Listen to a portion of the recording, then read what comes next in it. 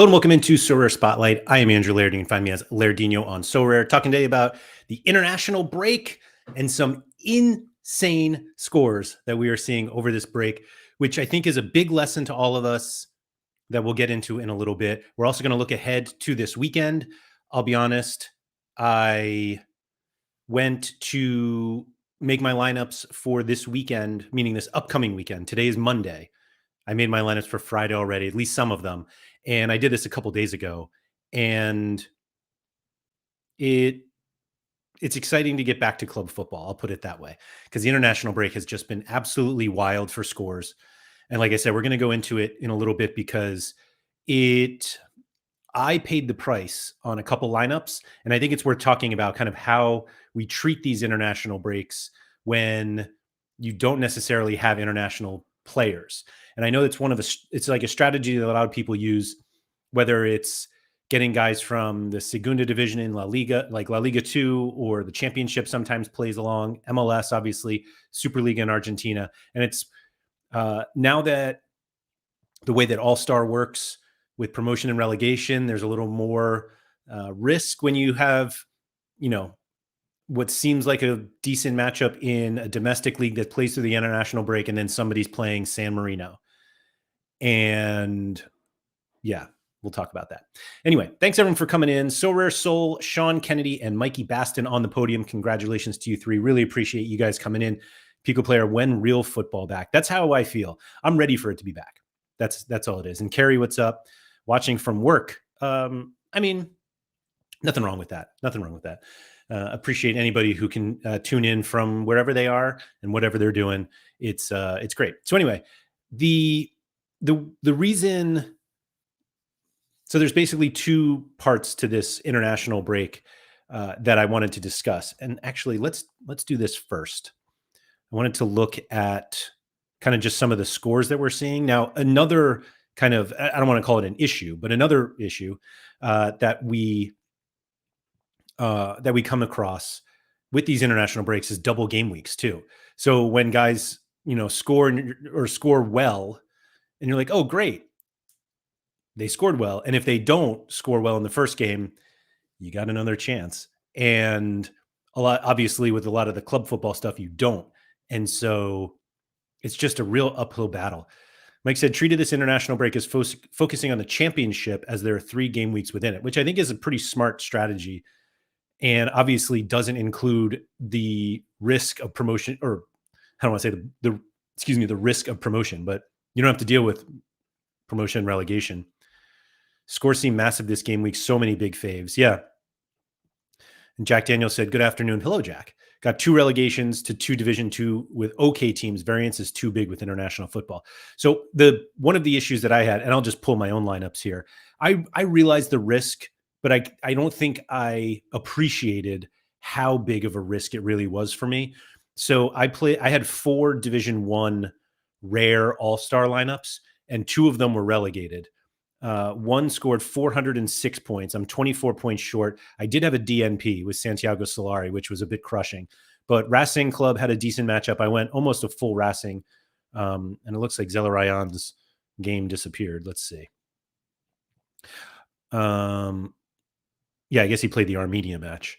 But that one obviously didn't pay off. And then I had this one here, which was mostly River Plate. River Plate were heavy favorites and then lost 1-0 at home. Thanks to an error led to goal from Franco Armani, which is just it's such a killer because obviously they lose the clean sheet and he gets the negative decisive.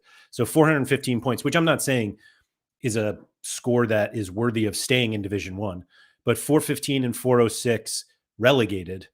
And these two at 496 points, which includes that Armani, and then 527, although I do still have Keylor Navas here, so maybe this one can do something. But the real lineup I wanted to bring up, which made me think, wow, these scores are insane, is actually this one from Pranksy, who has 915 points right now in All-Star Unique. Now, granted, the Unique scores have the scarcity bonus as well, so that the leaderboard score is obviously way higher, like 340 points more than just like the raw. But anyway, Gregor Kobel clean sheet, Manuel Akanji clean sheet, so that's 130 raw points between the two of them.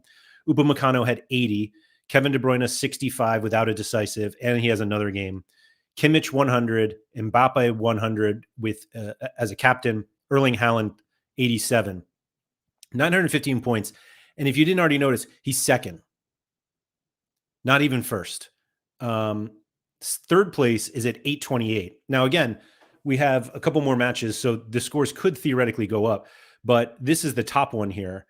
Unai Simon, and this is actually very cool with the two celebration cards. But Simon 63, Cucurella 84, Pedro Porro 100, Bruno Fernandes 55, Granit Xhaka 100, Haaland 87, and Mbappe 100 captain. And it's wild to see these types of scores, but it's not when you consider like Norway played Israel, and I don't even know who this was. Yeah, France against Azerbaijan, and missing a Xhaka in the lineup. Yeah, I guess that's what. Yeah, that was the problem. Granit Xhaka was the problem, but it was just, my gosh, these scores are so high. Which again, we know this going in. Like, we know these international breaks tend to be very high scoring, and it ends up paying off for the people who have these elite cards in these kind of overmatched lineups, like France against Azerbaijan. And I feel like when people are looking at buying these cards or pricing them out, there's just not enough emphasis on what you can do during these international breaks. Now, granted, top prize here is 1,500 essence, like unique essence. That's good.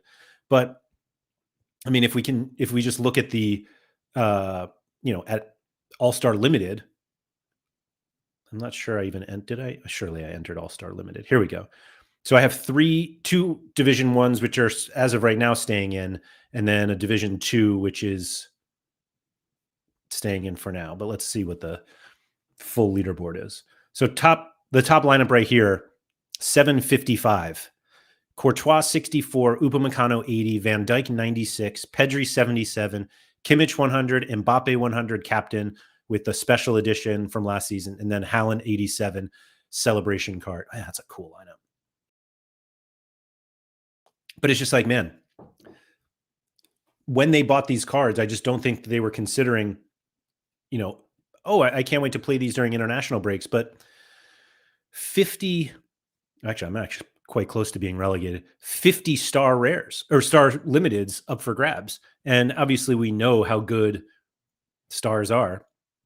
It's incredible to see Pedri at the top here. Pedri, Michael Olise, Kane, Haaland, Vitinha, Kimmich, Diaz, Saka, Guler, Greenwood, Vinny Jr. Like, if you can kind of build, this was my lineup. If you can build around internationals. Now, again, there is the idea of, I can build around internationals and I'll get guys like Teddy Tuma because he does really well for Malta, or Lucas Zelarayan, who plays for Armenia, or Tom Hay for Indonesia. Or you could just get Mbappe and Kimmich, who has been terrible for Bayern Munich, but clearly an international break allowed him to break out. And so I just wonder how much of the thought process of when you go to acquire cards includes international breaks like this. And I say that I almost never think about it, because I kind of usually take international breaks as a time to literally take a break. And maybe I'm missing out because of it. Now, granted, you could look at the star pool and think, well, it's an international break, so maybe it's really down here. But like, is winning a Nubel? Wow, Tovan is there. But winning Cucurella is fun. Nico Williams, like, they're not the highest that we saw at the top, but these are still pretty solid players. There's Rodri, even though he's hurt. Troy Parrott, wow, is a star. But that's what it is. Pico Player said, then you get Croatia versus Gibraltar with all reserves. Yeah, that's fair. That's fair. Alex Wilson said, all hail Kelleher. Yeah, I think, I don't know. I feel like maybe I've just underestimated internationals, like, at this point. But also I'm just not sure the answer is like, oh, we'll just go buy Pedri, Mbappe, Haaland, and Kimmich. I mean, maybe it is, but let's see. This is what I kind of like to do for internationals is just how many guys here could we have found before the game week? Like Ruben Neves, Remo Freuler. Like these guys are scoring 100 and they have 2 games already. 2 Kazakh and a Cypriot player with hundreds. Yeah. Yeah. I mean, they're, I don't know if they have, these guys don't have cards, the Kazakhs, but yeah, like what is Yorgos Castanos, excuse me, from Hellas Verona. How many cards does he have? Like tons of cards. And then you get Cyprus against who did they even play? Oh, San Marino. And hey, there we go. There's Xhaka. Jordi Alba was in an MLS game. Lenormand. Rom. Szymanski with 100 against who did they play? Poland against Lithuania. There's Pedro Porro with Spain. Can we no, hold on. No, Porro and Lenormand with both 100s. I didn't see the scores from this game. Were they pretty crazy? So let's see. Cucurella. So Simon, what was the score? 2-0. Cucurella 84, Kubarsi 82, Lenormand 100, Porro 175 minutes. Wow.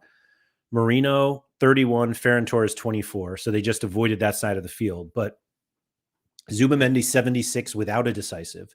Pedri 77 without a decisive. They played 81 and 74 minutes respectively. Oyarzabal got 60 because of a goal. He came off at 65, and Yeremy Pino also with a goal, 71, came off in the 64th minute. And then what did this? I guess none of the guys on the bench did anything. Aliesh Garcia. Oh, Baena. I didn't know he was back. Grimaldo didn't play. They obviously have like a ton of very good goalies since Simone got the start, but they have Raya and Ramiro on the bench. My goodness. Ferran won and then missed the penalty. Oh, that's terrible. That's too bad. And 3 big chances missed.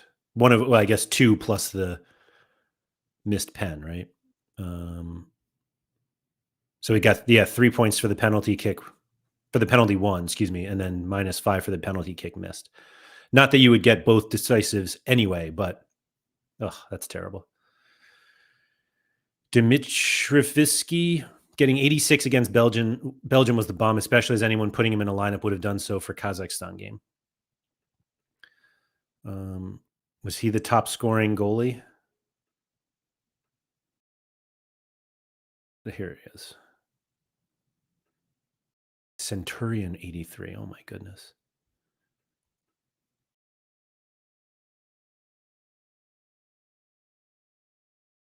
Let's see what these scores were. Because I know they were quite disappointing for Belgium. Everybody got very excited for Belgium, but I guess if you did Courtois, De Kuyper, and Doku, I had De Kuyper and Doku. Wait a minute.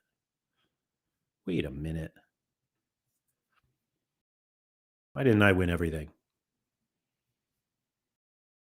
I bet it's right here. De Kuyper and Doku. Modric didn't start believably. And then, is these 2 clowns, of course. All right. Anyway. Yeah, De Bruyne 65. Wow, Nicholas Raskin. Look at that. DeBast. Yeah. Obviously, you're not going to get many points from the attackers in a game that's 0-0. But yeah, some pretty solid scores. All right, let's see. Let's get off goalie. Who else we have here? Rom, Szymanski, Porro. There's Messi. Messi. Like I played one of my Messis, but man.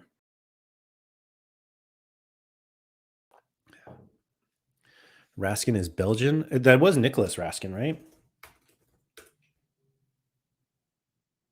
But I guess so. Yeah, sure is.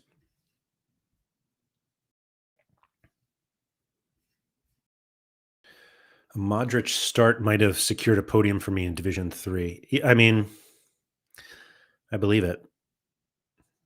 I believe it. Anyway, so we have Mbappe 100, Emmanuel Coronel, Rosario. That was it. Was that against Racing? It was. They won. Oh no, Velez. That's right. That's right. I don't remember how Di Maria did. So these are the kind of like random things that. Whoa, 117.99. What an L5 that is. 43, 29, 100, 17, 99. And the 100 was without a decisive. Let's see. Clean sheet, 5 tackles, 1. Got the triple because he had 4 interceptions, 10 duels won, and 0 lost. Holy. Anyway, where was Di Maria? 55 for 79 minutes. Oh, Malcora, 84 with a goal. Wow. Anyway, so then we have, there's Poro, Kimmich. Oh, no, I did those already. Jan Vorogovsky, who you would have paired with, what's his name from before? Was predicted Messi would play for Miami over Argentina this time. I think it was assumed. Yeah. Because Argentina was just a friendly and was like in Miami, wasn't it?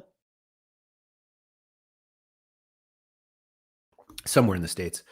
There's Van Dyke, Wackham Anderson, Albert Goodmanson, 95. Wow. Arda Güler, man, he's so good for Turkey. I don't think we can discount this.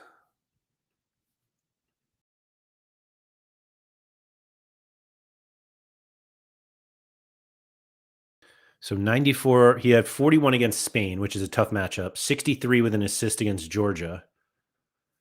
There he is, 82 against, is that Hungary? Yeah. Didn't play in the first one. 61.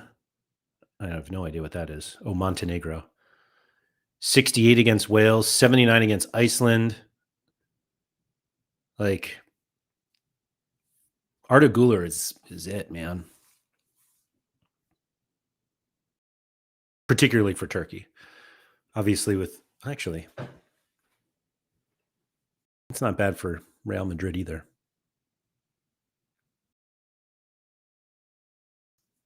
Shout out to make it a double-double. Yeah, he was in Florida. Yeah. Anyway, so, I mean, we had here, what, 16 100s and 37 90s and above. Oh my gosh, Nusa had 89. I don't think I played Nusa.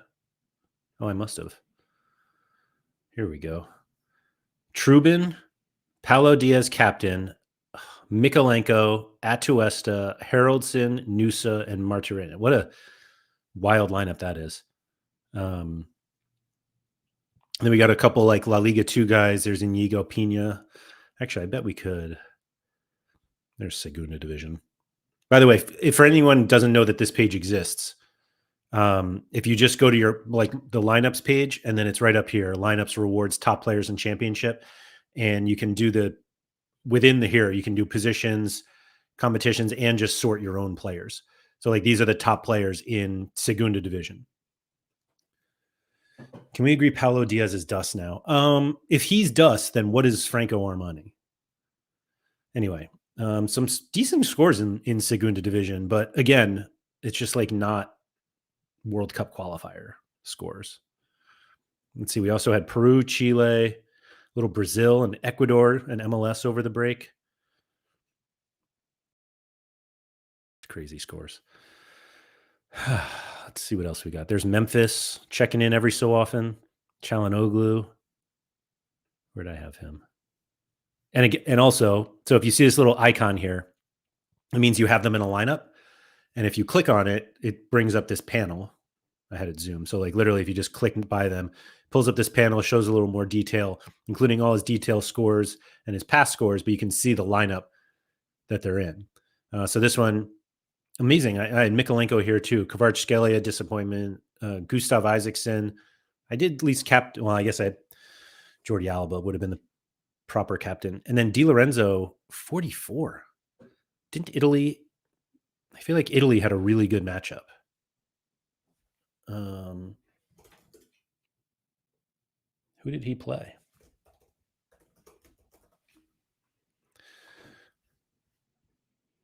Estonia? Is that who that is? 3-1. Oh my goodness. That's right. I forgot that Donnarumma. Somebody mentioned Donnarumma before. Hold on. Who was it? Alex, on another note. Yeah. Carl Hein saved a pen. Wow. So Donnarumma, yeah, the error led to goal. The ball basically just like fell out of his hands. Di Lorenzo, Bastoni, Calafiori still so good. Tonali, DeMarco. Oh, Moise Keane. Not that I like grew up in the time of like Chiellini and why am I blanking on the guy who played with him for 100 years? Chiellini and I'm just drawing a total blank. Someone help me out here. I think they both played at Juve too, or played together at Juve. Come on, live chat. Help me out here. Chiellini and Bonucci. Attaboy. I knew Mike would get it. Chiellini and Bonucci. Materazzi, I don't think. No, that was not him. Oh, I'm sorry. Paulo Diaz is dust, so Armani is a fossil. I mean, that's fair. Anyway, it's funny because it felt like they played. I mean, they did play together for so long, and so seeing just like a totally different team. Not like Pirlo was there recently, but he absolutely played with them as well. So just seeing guys like Retegui and Moise Keane, Raspadori, new era. Anyway, someone named Kobe Henry from Trinidad and Tobago had a 92 against Bermuda. Why not? Looks like he just loves himself a CONCACAF World Cup qualifier. All right. And then I didn't mean to click there. Let's see. Peck finally. Teo Hernandez.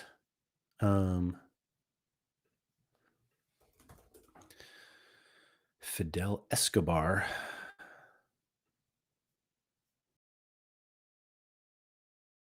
Oh, Ehrlich. Shout out to Midtjylland there. Gakpo. Pasalic. No one crazy. There's Haaland. Haaland and Nicholas Gill right next to each other, of course. Of course. Zuccolini 86. Oh my gosh. Shout out to everyone who still owns Stelios Andreo cards. Maybe a rookie card, if you will. 86. Wow. Lanzini 86. Definitely didn't play him. Nuno Mensch there 86. Who did Portugal play? Ireland. 1-0.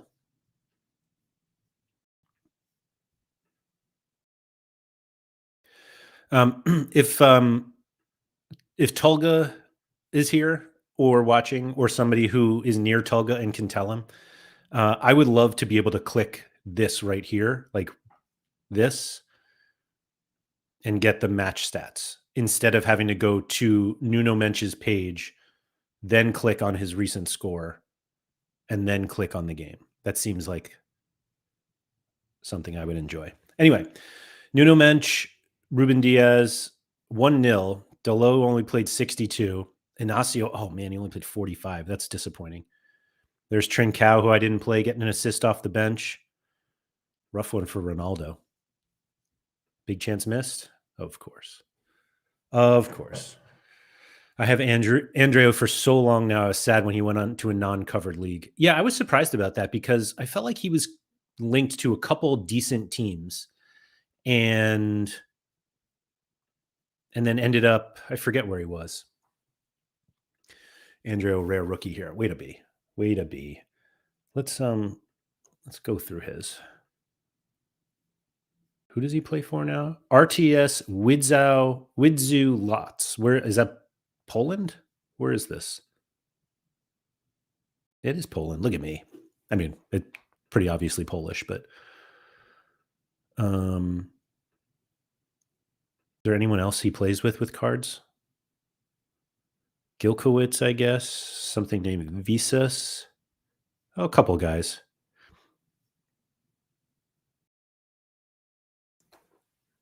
Ronaldo had his pen saved. Oh, wow. Wow. Anyway, Stelios, Andre. Oh, he even had in-season cards for a little bit too. Where's that rookie? It was this one, yeah.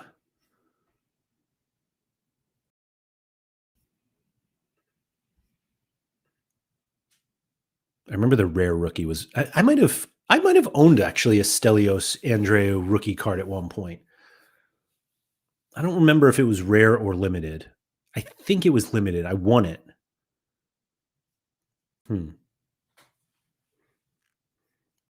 Oh, and João Felix didn't play. No wonder they disappointed.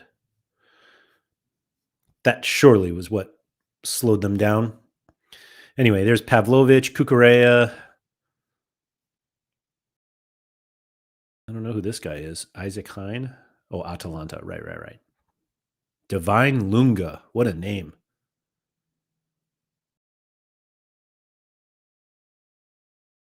Then we got some Brazil there. Bruno Fuchs. Solis with Greece. There's Centurion. Yeah, I mean, this is like a classic MLS. It's a classic Sorare International Week of we get guys from Kazakhstan and Trinidad and Seattle Sounders and then Mbappe at the top. There's Thomas Muller still scoring on international breaks. It just happens to be for Vancouver Whitecaps. And then we still have games. We still have more games. In fact, I think there's some happening right now. No, maybe not now. Why did I think there were more games today? Oh, yeah, here we go. Ukraine against Azerbaijan. Cameroon, Angola. Who's that? Devis Ipasi.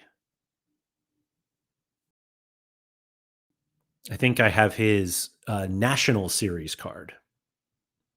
I don't know who he plays. Oh, Cameroon, I guess, when they made the World Cup. Anyway, Ukraine, Azerbaijan. For those of you who also don't know, in fact, this is something that I can't remember if it was an actual announcement, but I'm going to show you guys anyway. If you go, this is just the Sorare homepage, like football homepage. If you go to scores, which is here in the bottom right corner, click on scores.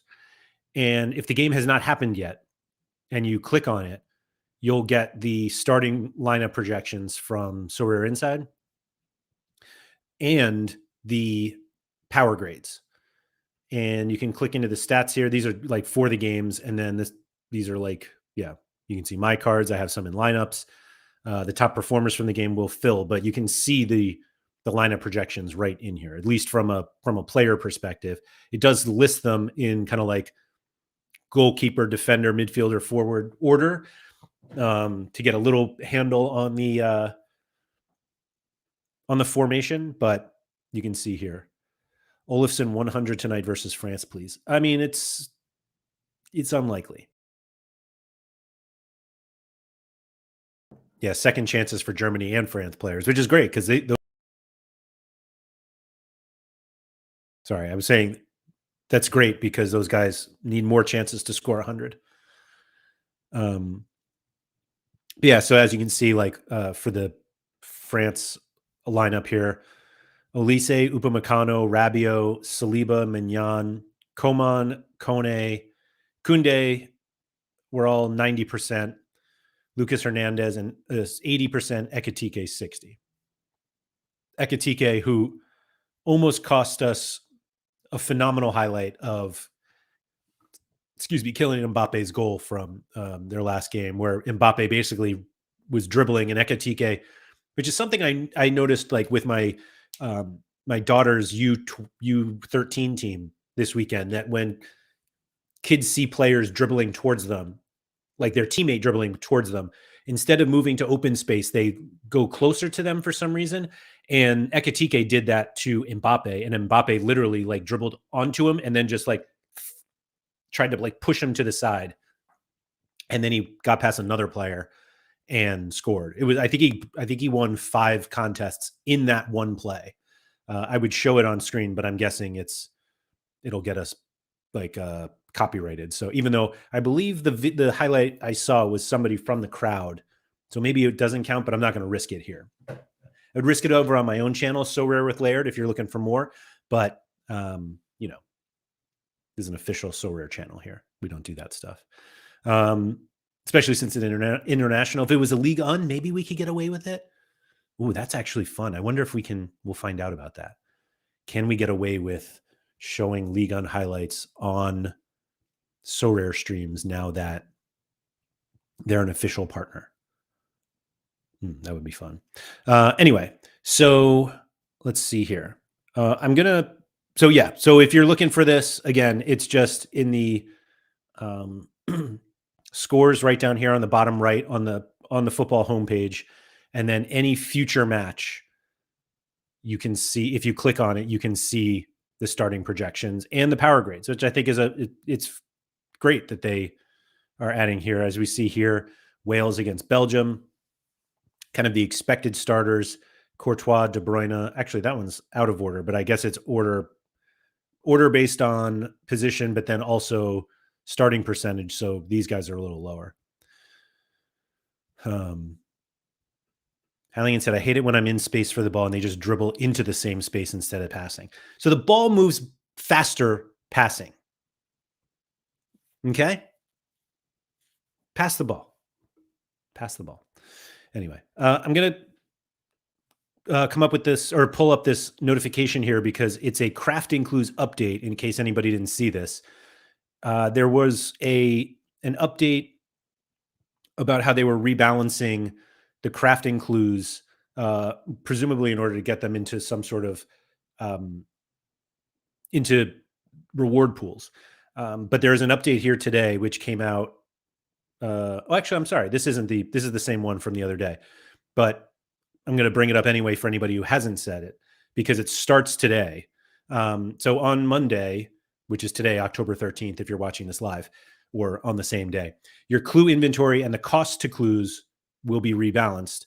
They'll both be multiplied by 10 for the nationality and league reveal clues in football, and then division and position reveal clues in NBA, and by 5 for the keep best 5 clues. So for example, if you have 1 nationality reveal clue, you'll have 10 after the rebalance. But effectively, you use them the same because in limited, you need 10 reveal clues, nationality reveals, to use the clue during a craft instead of 1. So it ends up being the same.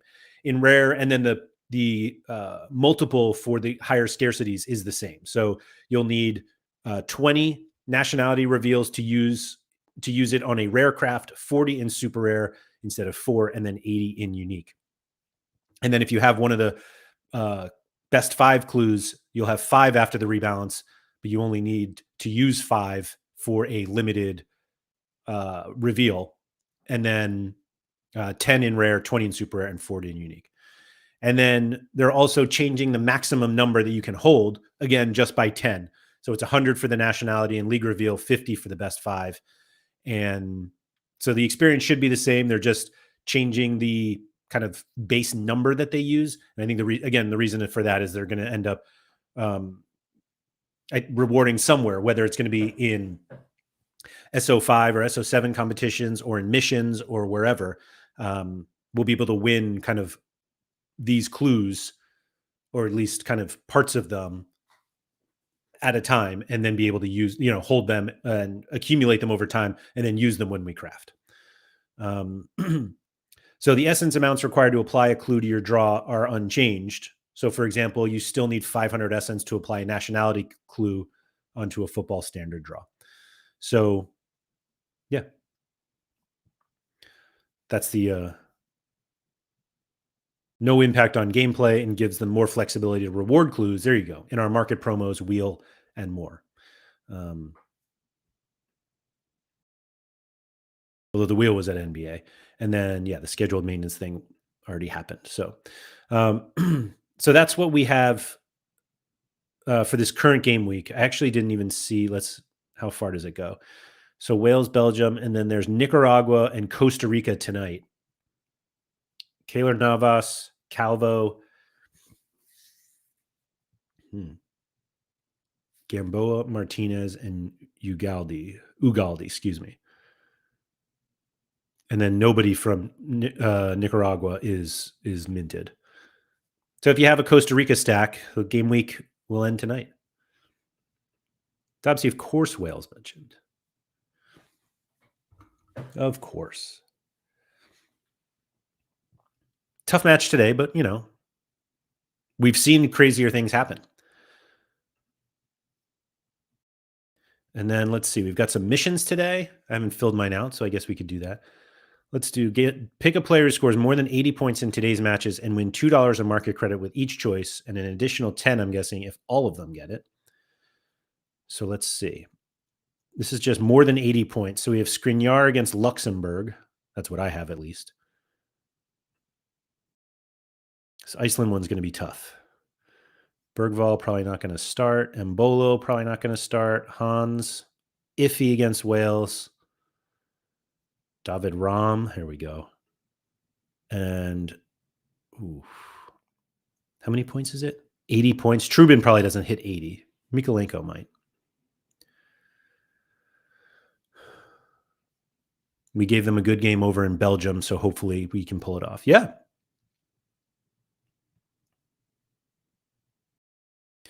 All right.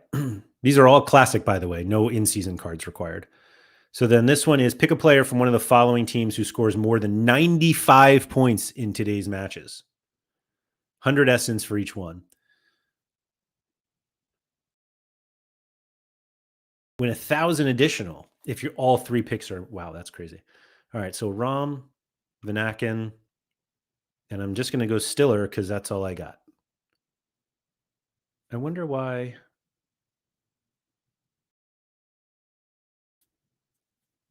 Elias Olafsson doesn't show up here. Pick a player from one. Yeah, there's no other stipulations.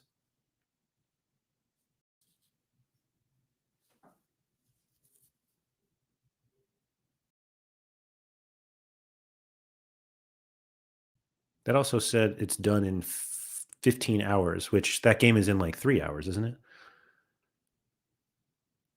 Isn't that game today? Or did I miss? Yeah, today. Oh, Belgium, France. Wait.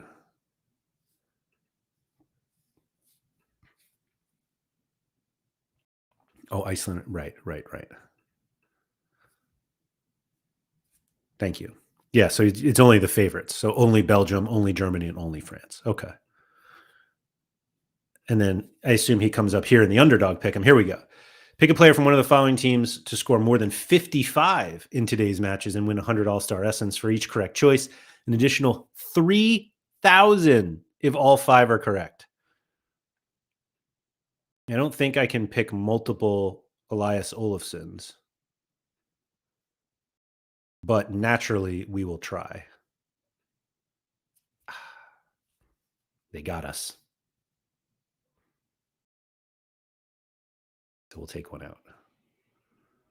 Now I don't know if I can actually remove him. And I have nobody else. We're going to have to go again. Haraldson, Olafsson, Ingeson, and Sinani. Not bad.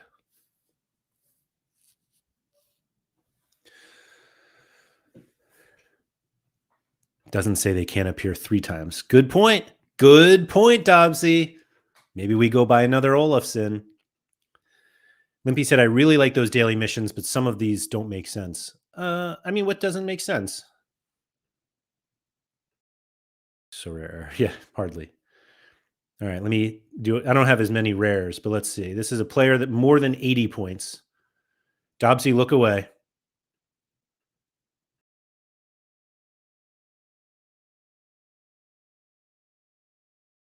Whoops, missed one. Who did? Oh, Mikolenko I wanted. Dobsy's like, you should pick the Belgium guys for the underdog, but obviously that doesn't happen.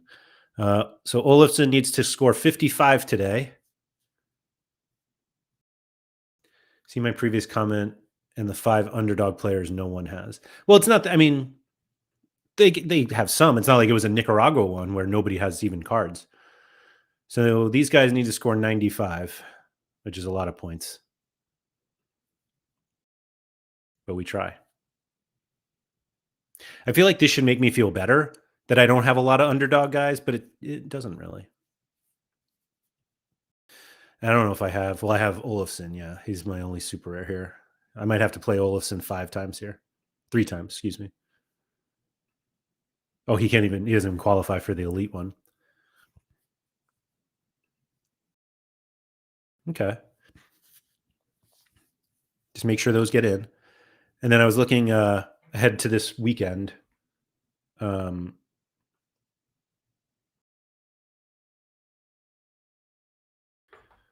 since moving up to the rare, the international break has felt like forever.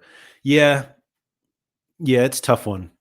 Um, Dobbsy, I was saying kind of earlier that I usually try to keep the international break as like an actual break, but I have cards that play. Like I had all my River Plate guys who played, and it's it's a bit tough going up against those types of lineups, like the huge international lineups where you have Mbappe and Haaland and all those guys, knowing they're just going to smash. But anyway, I'm going for the second streak this weekend. I'm going to look unless anybody has pints on Laird if Olison smashes tonight. Yeah, I didn't even see what could I win with this market credit. $25 in market credits. I didn't even some essence, more essence. Yeah, sure. Why not? Why not, Sir Ursel? Anyway, look, I was looking ahead to the internet to excuse me this weekend in case anybody has more they want to touch on with the international stuff. But I'm ready to look on to this weekend because I can't look at how many guys I don't have for this weekend anymore. Meaning, excuse me, from this international break anymore. It is nice that today, like Monday, is the last day for a lot of these games. I think that's true, right? Like from a travel perspective, it feels like we don't have too many. Oh, I take that back. There's actually quite a bit tomorrow. Oh man, I didn't even look at. Maybe we should look at this week, this midweek. Who plays Wednesday? Thursday we have not much, and I think all the international stuff is just Tuesday, excuse me, which feels like enough time for everyone to get back home or back to their leagues. Morocco against Congo at 3 o'clock tomorrow. Is it, sir? So I don't think it's map time. I don't think we need a map this time because if everybody's done pretty much on Tuesday, then that's more than enough time to get back for Friday, Saturday matches. Although I guess we should see what the Friday schedule is. Friday after an international break. Tomorrow is the last international day as it completes 7 days of fixtures. Yeah, that makes sense. So we've got J League early on Friday. That's actually midweek. Excuse me. So we have some J League midweek J League. Vissel Kobe against Kashima Antlers. Now this time is my local time. It's 6 a.m. On the east coast of the U.S. And so obviously it's 11 a.m. In the UK, noon in Central Europe. But anyway, well before the deadline. So we've got Vissel Kobe hosting Antlers, Sanfrecce against Tokyo. And then we have some Chinese Super League, Chengdu Chinbao, where Felipe plays, is at home. And then this is where this is the weekend game week. So we have Dusseldorf against Braunschweig from 2 Bundesliga, Hanover at home against Schalke, also early. Oh, we've got Copenhagen on Friday.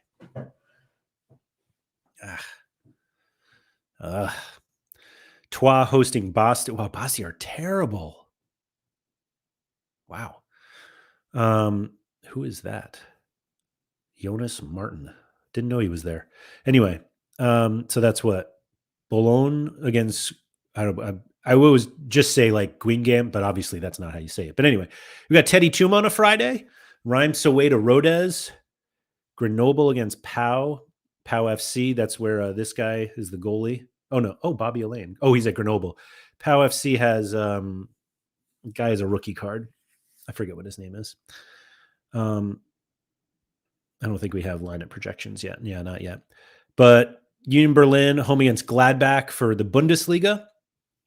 Standard Liège at home against Antwerp for all you JPL boys. And then PSG Strasbourg. Oh, great. On a Friday. PSG on a Friday after an international break. What could go wrong? Oviedo hosting Espanyol. Middlesbrough against Ipswich. Racing at home. Godoy Cruz. Argentinos. There's a lot of Argentina. And then Atlas away to San Luis. Tigres Necaxa. Oh, no. It's like a layered on layered derby right there. Bastia been shocking so far. Got Butra as a forward. Yeah, that's crazy. Thankfully, there are no competitive South American qualifiers this time around. That makes sense. Good thing for most of my contender boys is that they don't get call-ups or Europa League. That's a good one. Eddie said, can someone tell me why the CAF World Cup qualifiers are a covered comp, but the player show is no game and don't score? Am I missing something? Who are the players, Eddie? Like, are you sure they got called up?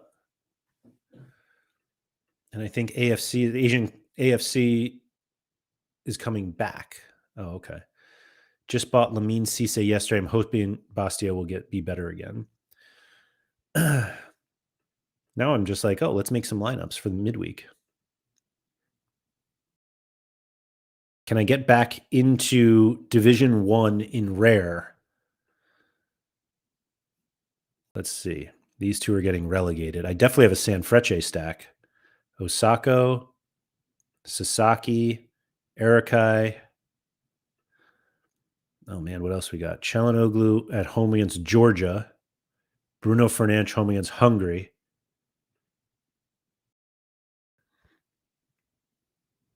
Oh, Kvaratskhelia. We might only have one lineup here.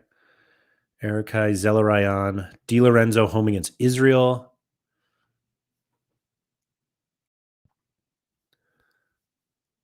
Lamine Cisse is at Stoke. That's not good.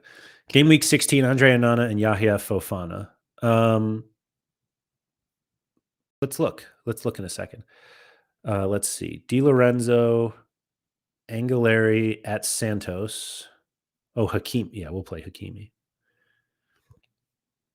So here's a question for you guys. Would you play this lineup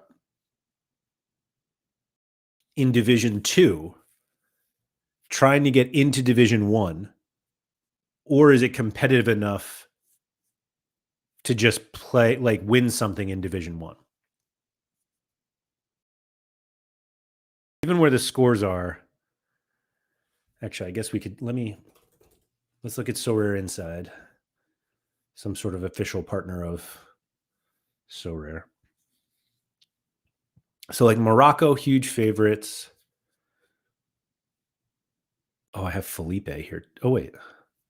Kvaratskhelia away to Turkey doesn't seem great, but we have Felipe. If he plays, they're a 88% favorite. Jeez.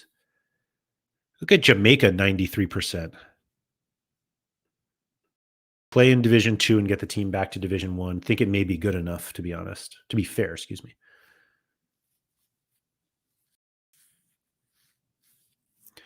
Italy, 83% chance to win. Portugal, 82. Like, I think it's good, but it's not, like, so good. And part of it is because, well, Sanfrecce, 64% still pretty good. There's Turkey, Georgia. Like, Kvaratskhelia seems like a bad play. There's somebody who's. Why did somebody mention Karl Hein? Karl Hein is versus Moldova, but they're still only 49%, 41% clean sheet, though. So I guess that's pretty good. Basically need the defensive stack to score nice.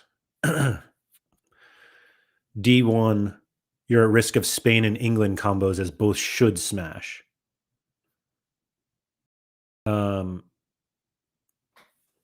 You just know there will be a mountain of 100s. That's sort of my thought. And I think this lineup surely doesn't get pushed to Division 3. But is it even good enough to get promoted? I need a Sanfrecce clean sheet, which, like, they should get.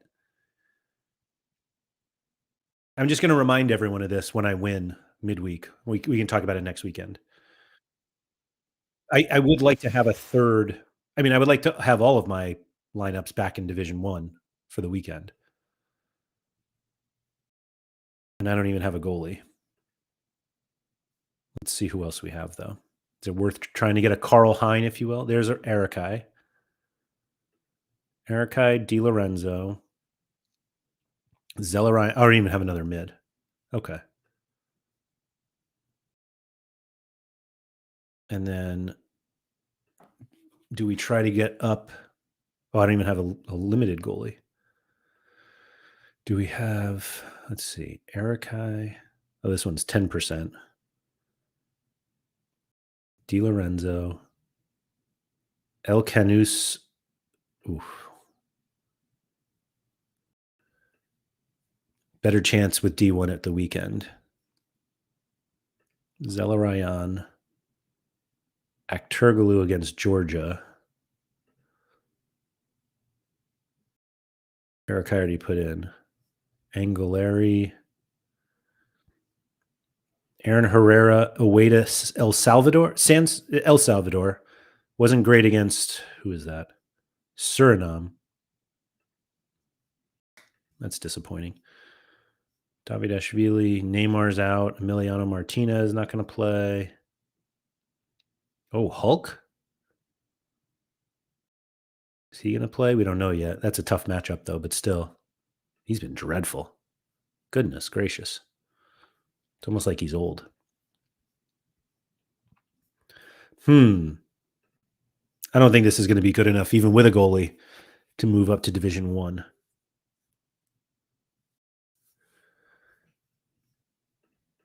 Don't want to risk Kim Ju 60% sung.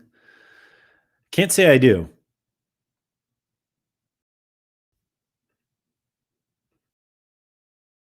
Although, why is he 60%?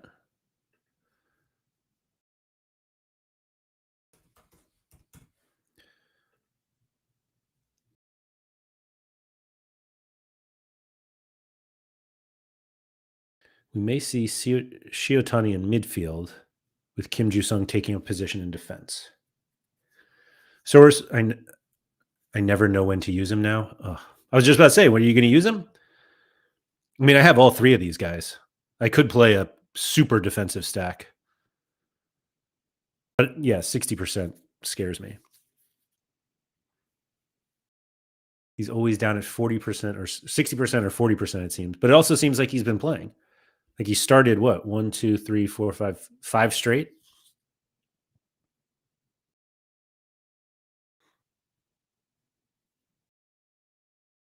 It's a tricky one. I never really know when to use him either. But the goalie is a bit of a problem here, as you can see. Etienne Vaesen is the Suriname goalkeeper? Really?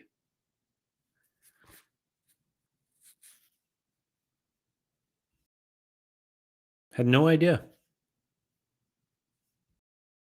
What do his classic cards cost? What am I doing here? $10? That doesn't seem worth it for what I'm trying to do here.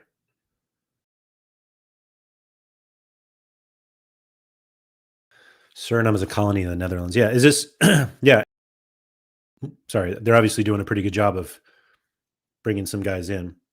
Kind of like how Indonesia brought a number of players in. Like Tom Hayes won. Indonesia, which is also a Dutch colony, basically, was.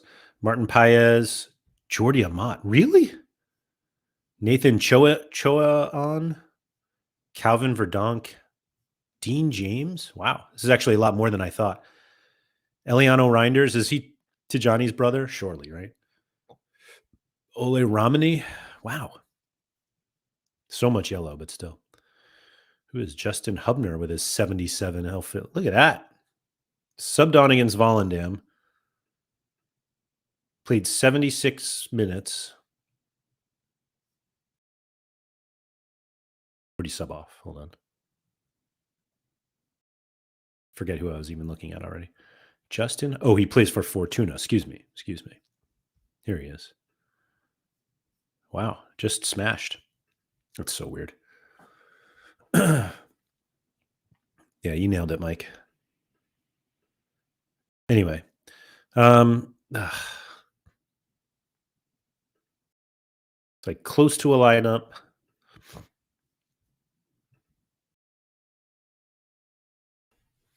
So here's another thing if you guys don't know. You can search the market by playing in the upcoming game week. Oh, no, it's 18, excuse me.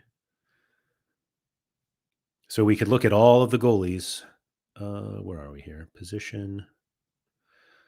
Goalkeeper. I don't think we can see guys who are predicted to start. Games played, yeah. If you just look at, although this is a bit dangerous because they don't necessarily start for their national team. I guess the other option, let me see if this works.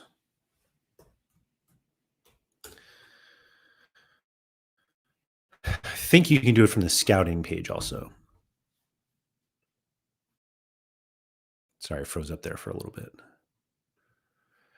Let's see. Scouting.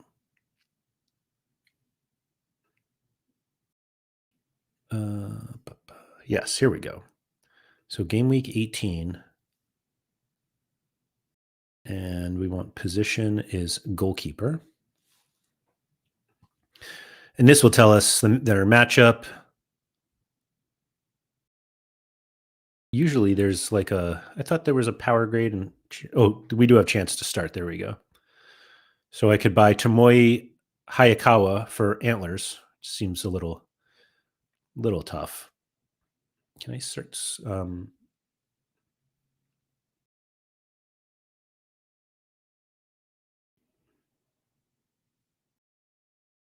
Thought maybe I could just sort by starting percentage. But let's see. We've got Kacker for Georgia. There's Vason from Suriname.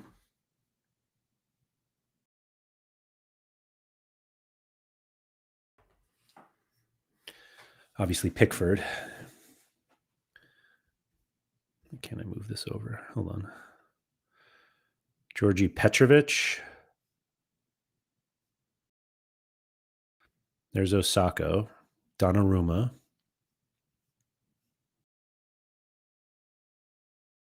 Eloy Room. Wow. There is a blast from the past.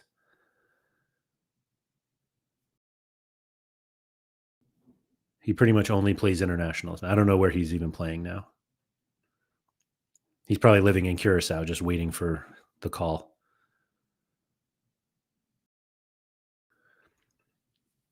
Vyson is the pick if you play Eredivisie. Groningen has a good matchup the following game week. Yeah, I don't play it, so none of these really make sense to me. Kelleher. Why does it look like he plays for Armenia?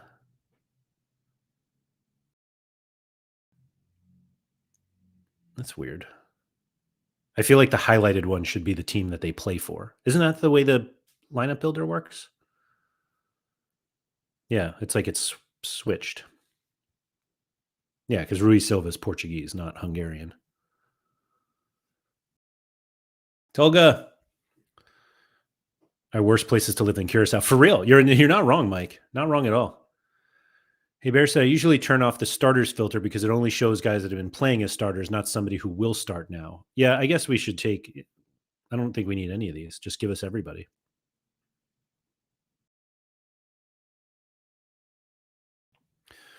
João Ricardo doesn't look like he's starting anymore.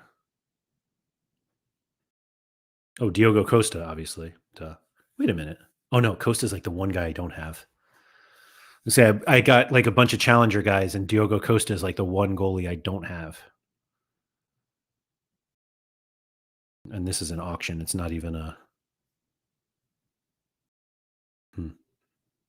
I will also say we haven't looked into the weekend yet, but Portugal have cup matches this weekend. So if you do play Challenger, if you haven't looked ahead and you do play Challenger with Portuguese, like Primeira Liga players, they don't have to be Portuguese players, but Primeira Liga players, they do not have Sorare covered matches this week.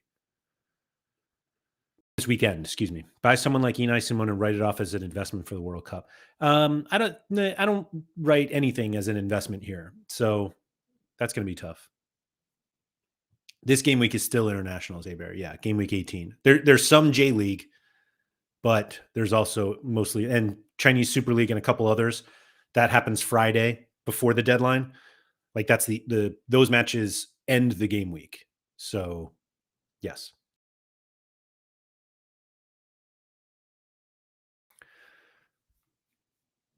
But I don't think I need to add any of these guys.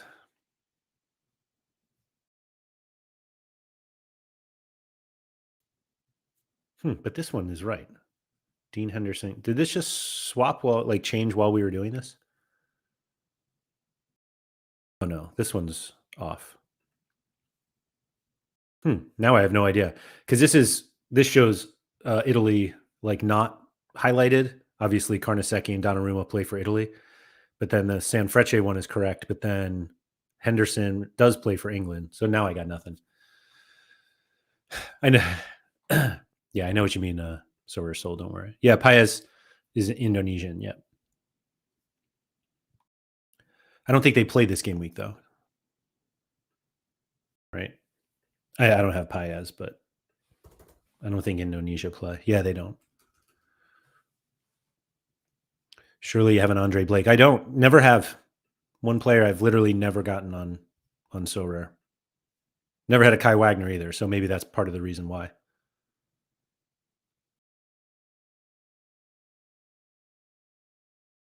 Hmm. Darrow from Cremonese. Did they play?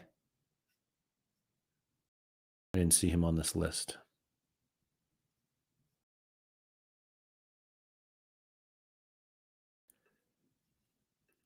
But my guess is now I need a arena with no goalie. When can we add that in? But let's look ahead to the weekend because we just got to get out of this international break, please. So let's see here. Oh, as a goalkeeper for Indonesia, Darrow is really, huh? Interesting. I didn't know that. So let's look at this weekend. People getting back to streaks and all that good stuff. MLS is the final weekend, which man could be really something. Find a time machine and go back to when we could throw a common card in. It's a great line. So from the Prem perspective, we have Man City at home against Everton. Arsenal favored away to Fulham. Liverpool favored away to Man United. Like third biggest favorite, Liverpool against Manchester United, which kind of shows where those clubs are right now. Chelsea are favored away to Forest. Spurs favored at home against Aston Villa. Palace at home against Bournemouth. Wow, Leeds favored away to Burnley. Quite comfortably, actually. West Ham, the favorite at home to Brentford. Sunderland against Wolves. And then closest game of the weekend, Brighton, slight favorites at home against Newcastle, which is actually a little surprising to me. Yeah, that's where I don't play Prem, so I'm not like, oh, I have to get all my guys in here. But I don't know if we have lineup projections yet. Oh, we do. Look at this. Obviously, there's our just drafts depending on who kind of comes back. Rodri, I guess, is coming back from injury. And I wasn't sure if he was fit already. But again, this is just a draft. So we'll see what happens when everybody comes back. But there's, Doku, Reinders, Foden. Good team. And then we'll do Ligue 1 because I play Ligue 1 and it's my show. So here we go. So you'll be surprised at this, but PSG are the biggest favorite of the game week. PSG at home against Strasbourg. I have a Strasbourg collection with a couple of PSG cards scattered about, but PSG have had kind of a huge issue with injuries and rotations this year. There's actually, I'm trying to pull it up. This is one of a page that I actually worked on back when I was at RotoWire, but we can even see if you look at just the minutes distribution for PSG. No, sorry, I wanted team trends. Team trends. There we go.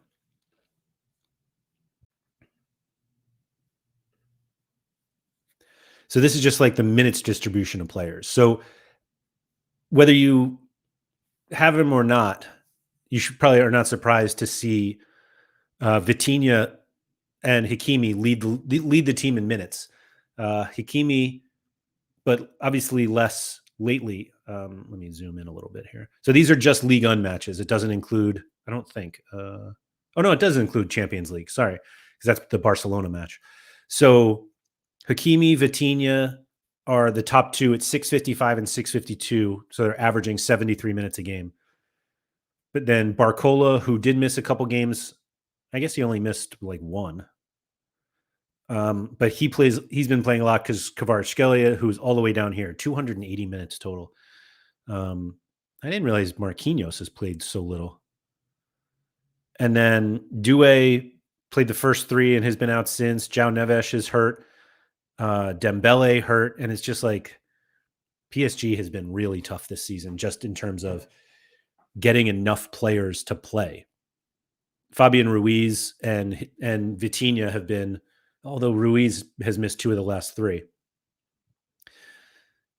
Yeah, it's just tough with the PSG guys, but they're the biggest favorite this week. And then we have Marseille at home against Le Havre. No lineups yet. Again, it's early. It's Monday. There's no reason that the lineup should be out yet. Monaco are the third biggest favorite. They travel to play Angers. Rennes at home against Auxerre. Lille away to Nantes. Lon. I don't know how to pronounce that. Big favorites at home against Paris FC, everybody's favorite team, because they don't rotate that much. Let's see. There we go. Paris. Oh, wait, Bundesliga. Ligue 1. Paris FC. So yeah, like Maxime Lopez, Mbao, Otavio missed 2 games, but otherwise plays a lot. Cabal has only been subbed off once. And then Lee Melu has recently joined the team and has played 4 straight 90s. It's funny, they don't have Cambadio. So this is just doesn't include the goalkeepers, I guess, which is what it is. So anyway, they're probably not the stacks. I had Paris FC and Strasbourg collections. So that's going to be tough for me in Ligue 1. And then Nice at home against Lyon. That's a tough one for both teams. And then Lorient at home against Stade Brestois. I have some lineups already that I put together, but I'm not sure. It's, similarly to coming out of every international break, you just never know what it's going to look like when we come back. But I have a bit of a Toulouse stack here. Rest is Cresswell, Aaron Donham, and then Matias Fernandez-Pardo, who's away to Nantes, and then Hakimi here, depending on how he comes back from the international break. And then a Monaco defensive stack. Haraldson at home away to Nantes, same matchup as Fernandez-Pardo. Ansu Fati, who I shared this in the Laird Social Club Discord the other day, that I just don't think anybody appreciates how good Ansu Fati has been this season. Like, these are his scores. I will give Harry Trades some credit that he was like, well, 3 of them he came on as a sub, which he's absolutely right. 66 came on against Bruges. I don't even know what matchup this is. Metz, he came on. Big win for Monaco anyway. 91 with 2 goals. 62 with a goal against Lorient. That is Lorient. And then tough game. Well, 49 with 14 AA against Manchester City in, let's see, 64 minutes. I mean, I'm not sure you could ask for much more from any players. And then 84 against Nice.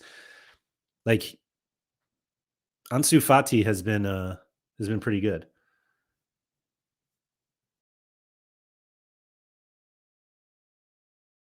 Yeah. So anyway, put some respect on Ansu Fati's name. And then let's see, I have Ozair away to Nantes. So I've obviously split up my Lille guys. I kind of like stacking just for the simplicity of it. So I don't know if I'll switch Haroldson or whatever. Oh, and I have Naif Agard, Marseille at home against Paris FC. Then speaking of Paris FC, I have Cabal and Lopez here. Jan Gobo, who is with Toulouse. I split him from these other Toulouse guys because I'm not sure they're going to get enough here. And then I just have a Paris FC stack with Gaultier Hein, who I believe is against Metz. Yeah.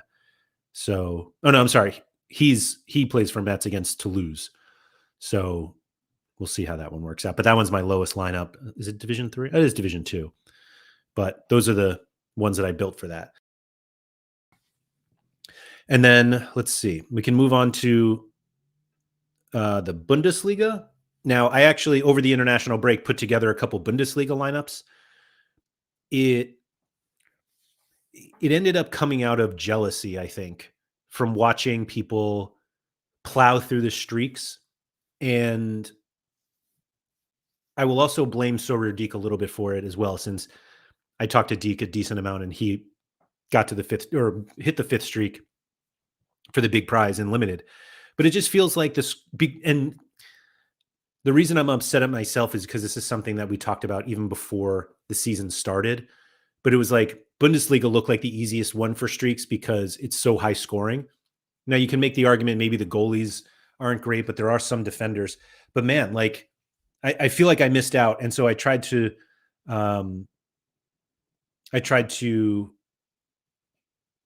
fix that over this break.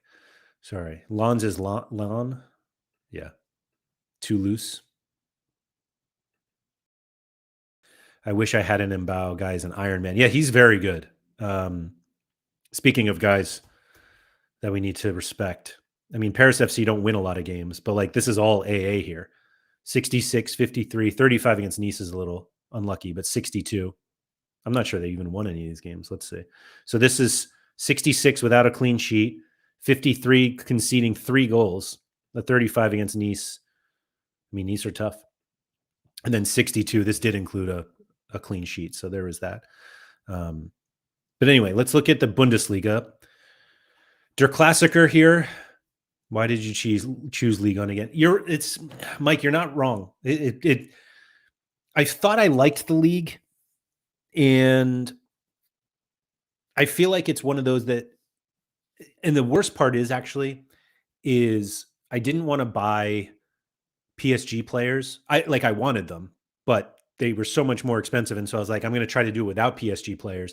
And then I couldn't take advantage of the PSG rotation, and they just haven't been scoring like particularly well to get high in the leaderboards either. It's been a lot of lessons learned here on for Ligue 1, and hopefully I can bounce back because I obviously have the cards. I'm going to keep playing them, but yeah, it bit of a struggle bus. But anyway, Der Klassiker this weekend, we've got Bayern Munich still a 74% chance favorite. Was that this weekend, or was that wasn't the Friday game, right?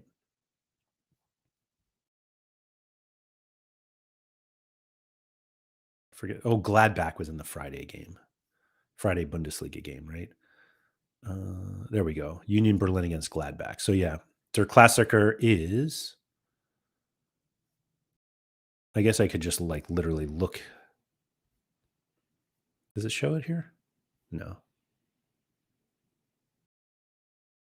No. Anyway, sometime this weekend. So Bayern, Dortmund, and then Leipzig against Hamburger. Leipzig 69% to win.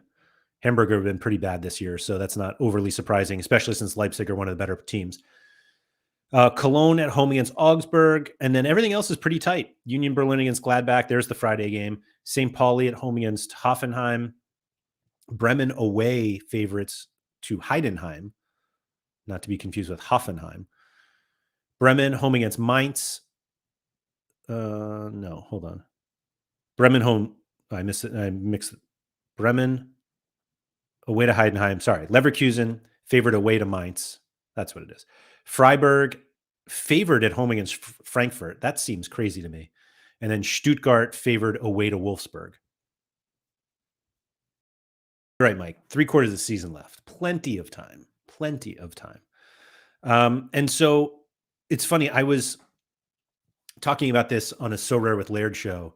Mike kind of made this comment too. So I was looking at, when I started to look at Bundesliga guys, the price between the Bayern Munich guys and everyone else is just is so great that I was like, for the first streak or first couple, maybe I'll try to do this without Bayern.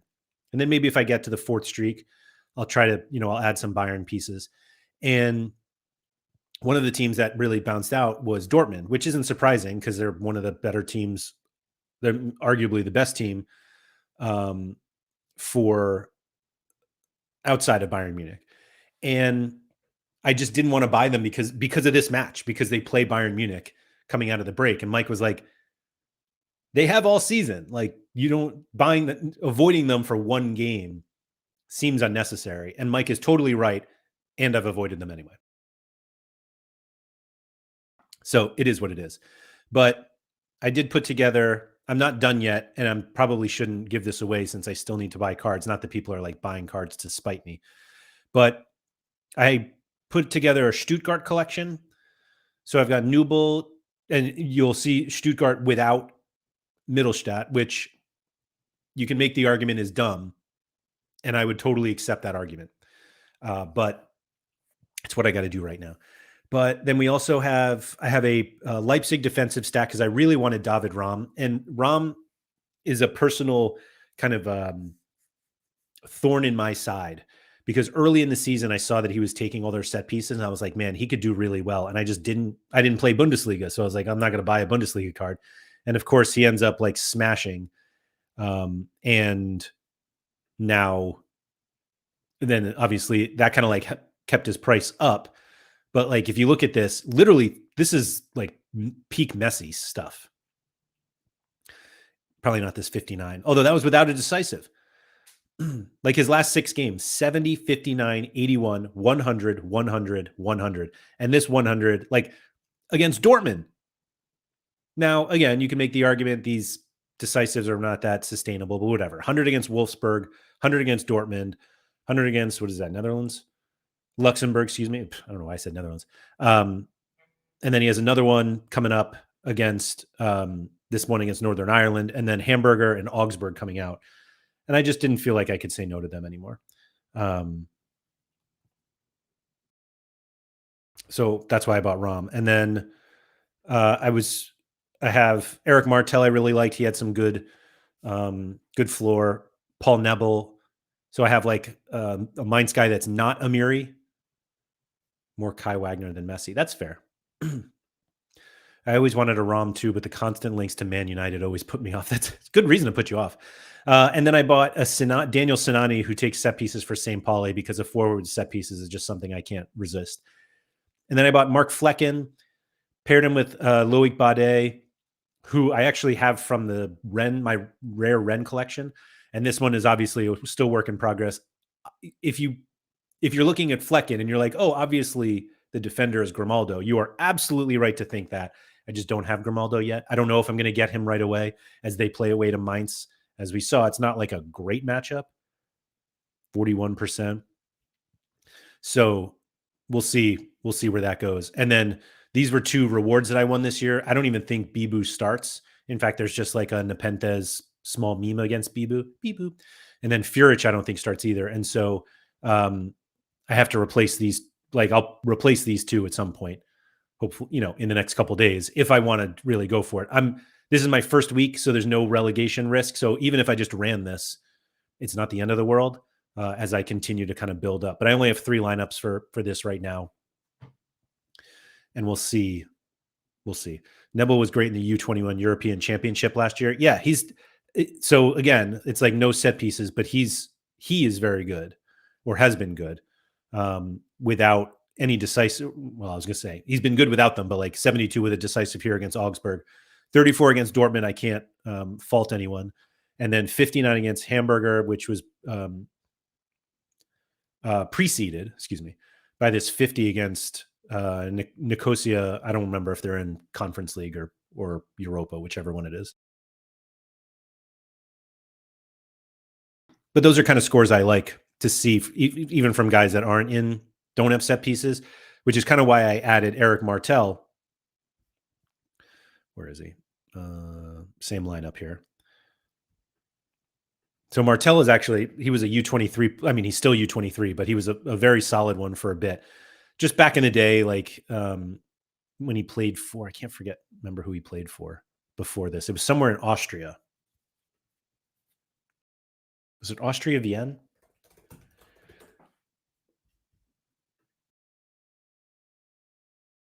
Yeah, Austria Vienna. He was on loan. And I can't remember if he took set pieces for them, but he doesn't take them for Cologne. But like solid, obviously when he gets to decisive, it's pretty good. He's probably not as consistent as you'd like. And then obviously plays Dortmund not this weekend, but the weekend after. So we'll see about that. But I think he's a good player. And so we'll see.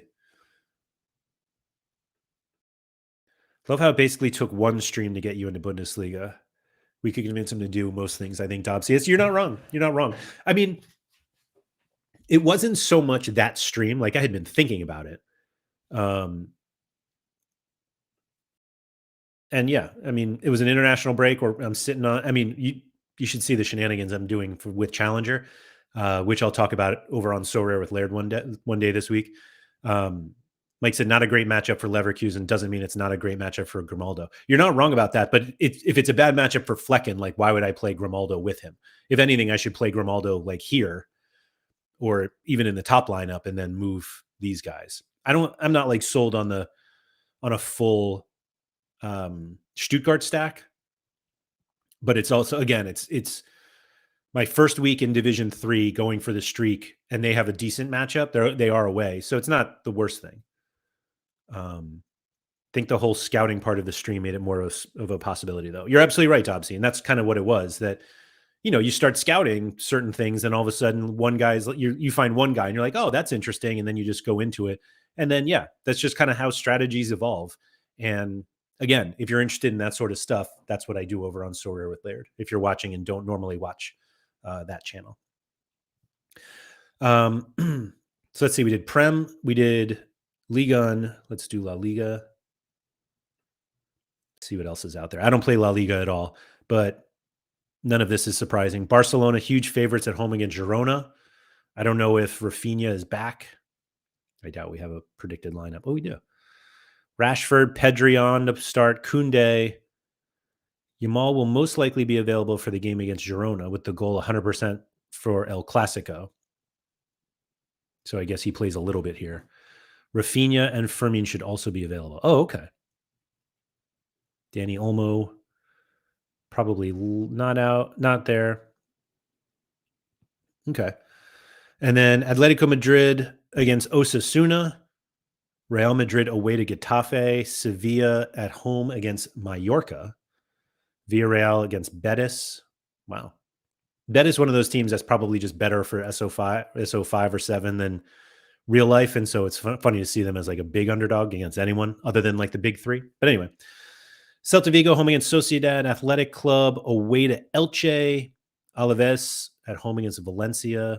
Espanyol away to Real Oviedo, and then Vallecano favored away to Levante. Just feels like low scoring. The whole thing just feels low scoring. That's why the streaks in La Liga are hard. Although, to be honest, I guess people have been more successful with their streaks there than the Prem and Ligue 1, but maybe because it's Barcelona and the 2 Madrid clubs. Excuse me. And then, so that's it for the champ single league comps. Let's go to Jupiler. Barca versus ATL week. Weren't they? No. Barcelona and Girona. They play. Is it next week?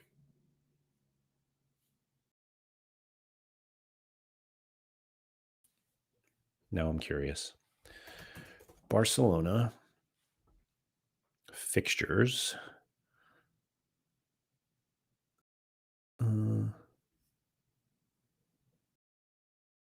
Maybe I just misunderstood. Anyway, we'll go to Jupiler.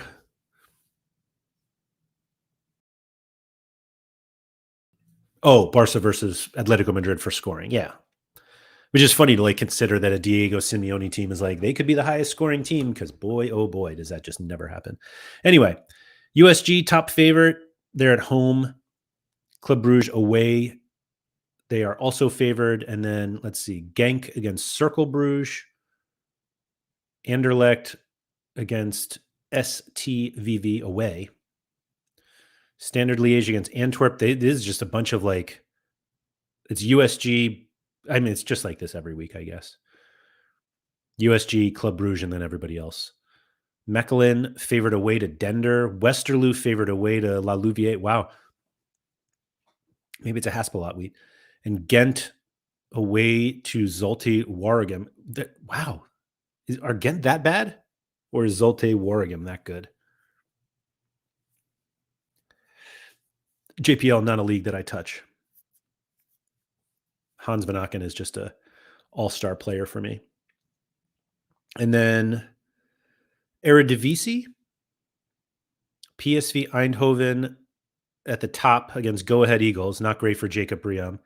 Utrecht against Volendam. Jeez. Feyenoord away to Heracles. Those are the top three favorites. PSV, Utrecht are at home. Ajax against AZ. That's a fun one. Ajax firm favorites, though. Oh, I'm sorry. I missed Groningen home against Sparta Rotterdam. There's the Groningen matchup that you guys were talking about before with Etienne Vaesen. NAC Breda favored against Pek Zwolle. Excelsior home against Fortuna. Shout out to Harry Trades. And then NEC home against Twente, who are just god-awful this year. The only good thing about Charleroi this season has been Patrick Fluck, who they brought from Mechelen. Yeah. Is that who they play? Is it a revenge game? No. Oh, that just happened, didn't it? Fluck. Here he is. Did that just happen? Here it is. So Mechelen won 2-0, but he had 31 AA. 4 chances created, 2 shots on goal. Did all he could. Unlucky. And Eredivisie. I don't play. Oh, wait, Heerenveen. I missed that one. Favored away to Telstar. I think that says more about Telstar than anything else. But Heerenveen what's his name still starting? Burnt, isn't that his name? Claverboer or something like that? Yeah, here he is. He has rookie cards. That's the only reason I know, as does Ringo Muurveld. Anyone know when Pavel Bolshnevitz is back? I have him and I have Levi Smans, both torn ACLs. Ooh, that's a fun name. Americio van Axeldongen. Anyway. Let's see. For those who are playing Champ, obviously that includes the Trenscow Masterclass incoming. This includes La Liga, Liga, and Prem and Bundesliga, but it also includes Serie A, which doesn't really matter usually. Barca, PSG, Marseille, Bayern Munich, Man City, Atletico Madrid. There's the first Serie A one. AC Milan home against Fiorentina. And let's see, Napoli away to Torino. Atalanta home against Lazio. I'm just kind of trying to do the Serie A one since we saw the others. Genoa and home against Parma. I'm not sure you're winning Champ with a bunch of Genoa cards, but who am I to rain on a parade? And then Bologna away to Cagliari. All right, Challenger. Again, no Portugal this week. So actually, I wonder what the prizes look like for Challenger. This isn't where I wanted to.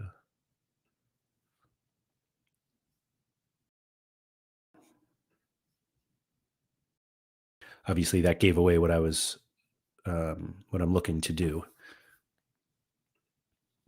Oops, 19. Here we go. 19 Challenger. This is what I want to see. So no Portugal, which means in Division 1, the top prize is 900. I don't know if that's drastically different or not. As you can see, I have a lineup here. I have, despite having Sporting, so I bought Sporting collections, Sporting and Benfica collections, and they're off. And I still can't get out of Division 3. For some reason, I thought I did get promoted out of Division 3. Now that I've said that, I might have gotten promoted and then relegated again. But I crafted this Samuel Sahin Radlinger. I did buy an Ederson Skriniar from Fenner, and then I bought Akturkoglu, sorry. And I won this Stephen Welsh as well. I don't even know if he's going to start. He plays for Motherwell now. And I have had this Alexandru Maxim card for a little bit, traded it with Harry Trades. And so we'll see what happens. But that's Division 3. I'm really just trying to get promoted, hit the streak and get promoted. $45 for first place in Division 3. $150. Yeah, get to Division 1, kids, which is what I'm going to try to do. But let's see. Fenner, top favorite. 85% against, oh man, I'm walking myself into something here. Fatih Karagmugrik. Is that I don't know. I can't remember who plays for them, but they had somebody there. Is it Matthias Kreenbitter? I don't know. Whatever. Celtic, 81% against Dundee United. No, it's not Dundee FC. Dundee FC. Halligan said, currently watching Cape Verde versus Eswatini. Eswatini's name on the scoreboard is still SWZ for Swaziland. Oh, look at that. Learn something new. Sam Larson. There you go. Good call, Mike. Good call. Nene Dorgalez will get back to form for Fenner at some point. Yeah, I've been looking at him, but I haven't touched him yet. Surface to Air Missile. Good morning to you, sir. Thanks for coming in. Much appreciated as always. So yeah, Celtic, big favorite. Besiktas at home against, Jenklerberligi. There's no way that's how you say that. And what are Rangers doing here against Dundee United? Rough week for Dundee. And then, oh my goodness, Midtjylland. So Fenner, Celtic, Besiktas, Rangers, Midtjylland. AC Milan, Hibs at home against Livingston. There's Galatasaray away to Istanbul, Basaksehir. There's no way that's how you say it either. And then we get to some Austrian Bundesliga, Salzburg against Cash Point. Copenhagen away, Rapid Vienna against Lat. Wow, that's 57%. And then Napoli, just looking at teams with cards. There's Hearts away to Kilmarnock. Yeah, and then Austria seems more competitive this weekend. A Bear Rangers can favor because they change managers. I mean, sometimes that's all it takes. There's Atalanta, and then who does Nordjylland have? Randers. There's Motherwell. Brøndby. Oh, 8. Yeah. Başakşehir. Başakşehir. I don't think that. I feel like they're missing something. A syllable. Excuse me. There's Juve away to Como. Wow, that's close. But anyway, nobody's winning with this stuff. So this is where we are. And this is kind of why I started to get on Fenner, guys, although, I don't know, might add in some Besiktas. What's funny is I specifically stayed away from Turkey and got all the Portuguese guys. And then obviously we get to this game week and I'm like, oh, none of the Portuguese guys play. And I will also point out there is Champions League the following week. European nights, European champions are back. And so we get to deal with everybody coming back from international breaks and then wonder if they're going to start because there are Champions League matches next week. I believe it's just Champions League, though. No Europa and no Conference League. Contender, everybody's favorite. What do we got here? how far do we go until we get a licensed team? So Zagreb are the top licensed, like in-season licensed team, home against Osijek, but we have Bran 92%. I don't even know how many cards we have from Bran. Niemi would know.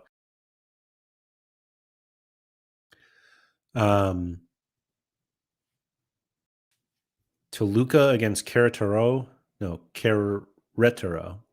Never know how to say that. There's Zenit for all those with Douglas Santos and Wendell and whoever else. Tigres, big favorites against Necaxa. 41% clean sheet is nuts. That's just disrespectful to Augustin Palavecino. And what's funny is I realized that these were both favorites. Like Budo Glimt are home or away to Sarpsborg, big favorites, in Guadalajara against Mazatlan. But I just read them together and I'm like, what is Budo Glimt doing playing Guadalajara? But alas, they are not.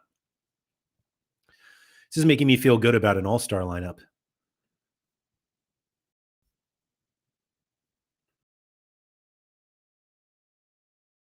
Let's see what we can do here. Because I know I've got Evian. If we just play the matchup game, Evian, Jens Petter Hog, and then we had Douglas Santos and Wendell.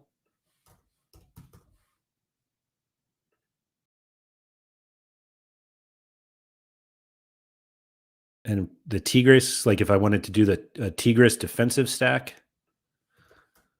I don't think I want to do that, but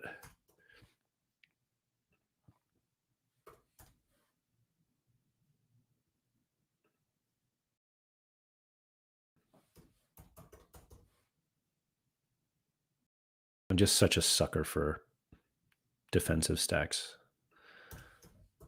Sorry, I just want to make sure I, 22%. There we go. And then, Messi. Cecina against Gangwon. Carlos Heel against Chicago Fire. Oh my goodness. Vonitsek. Hold on, where did he go?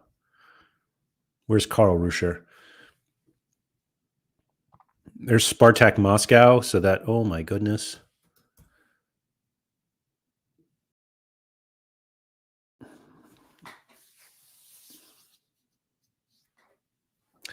This seems fun. This seems like a fun lineup. I don't know about that Tigres defensive stack. Frankly, I'm not sure about. We'll look at All-Star in a second. Saint Etienne. Oh, a little Davidashvili action. There's Boca. Oh, wow. There's Racing. Ugh. Contender team of dreams. Yeah, but I played an All-Star. The only thing missing is Marvin. Like I'm basically playing Evia and Wendell. Actually, Wendell has started to wake up a little bit, but they're away. But I could play Marvin there.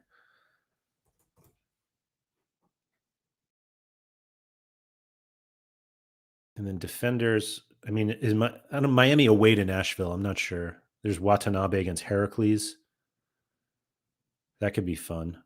Oh yeah, and here's the somebody was saying Asian Champions League is back. There's Sanfrecce away to Ulsan. That's a AFC match.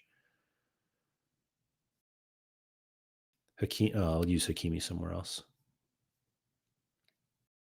I mean, Necaxa are not good, so I guess it's possible that they can do well against. I mean, that Tigres can do well enough.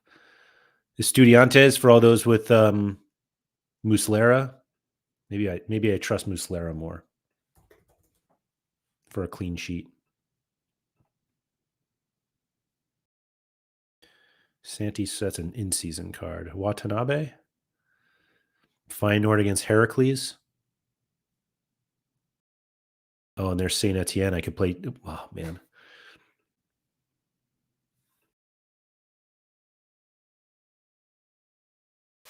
Pumas playing. Let's find out. They are away to Monterrey, which is not the matchup you want if you're trying to really smash.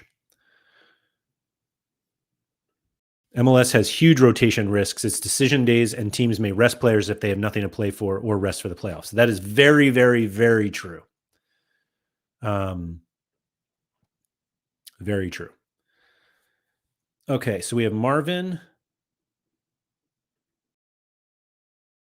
I guess Carlos Heel. I assume he plays. I don't. New England are very bad. Like, I don't think they have anything to play for. 35. Yeah, New England can't get in, but neither can. Oh wait, Chicago. I don't think they care.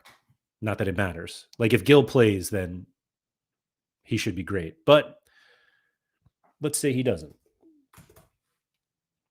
We play Davidashvili. Oh no, Stassen. Hold on. He's been very good.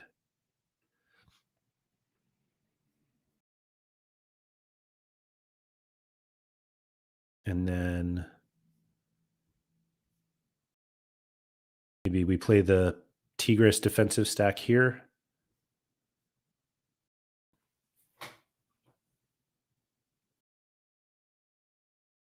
These are just like a bunch of guys. Oh, wait. Where's Molda? 56%. Molda against Sandefjord. Chicago currently in a wild card spot, but could move up. Okay.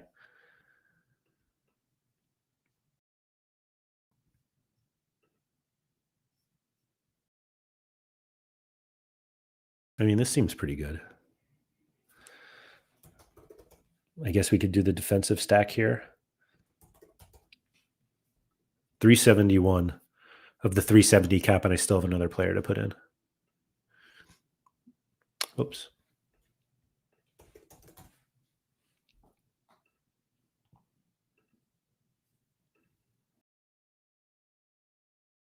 The tough one is always, and I know Hoodwinks, like, of course you would.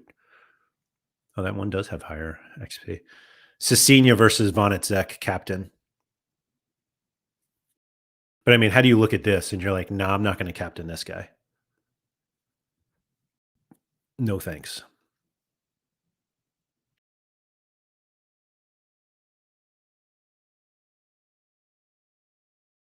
Oh, did I play Marvin in the other lineup? Oh, I must have. So double Marvin. Oh, yeah, I did. I didn't realize that. So double Marvin, man, there you go.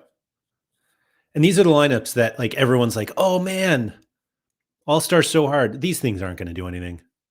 Maybe I'll win 100 essence. Inevitably somebody messes this up. And then it takes all the good scores that they did get just out. It doesn't matter. And then, yeah, these two hopefully one of these bounces back in the midweek.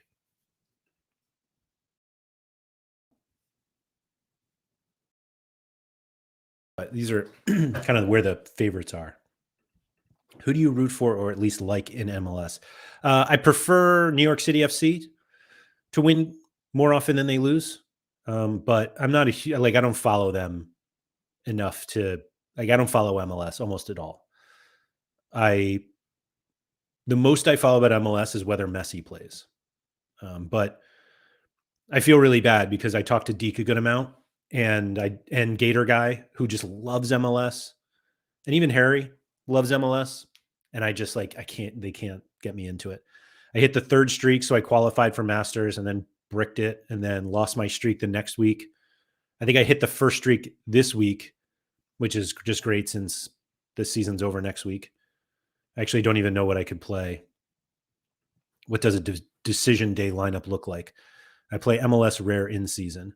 I do have a Zinc, and if they care, then Zinc definitely is someone who will have to play. So Zinc, but, like, even from a goalie perspective, Cincinnati, let's go back to that. Does Cincinnati need to do anything? Maybe. Celentano's been out, though, and I don't have his backup. So really it's just Gallese, who's at Toronto. So they shouldn't need to win. And then Daniel at home against Austin. San Jose are just brutal. 38. I guess they could still get there, though. Technically. So there is that. I don't know if streaks are active during the postseason? Let me find out.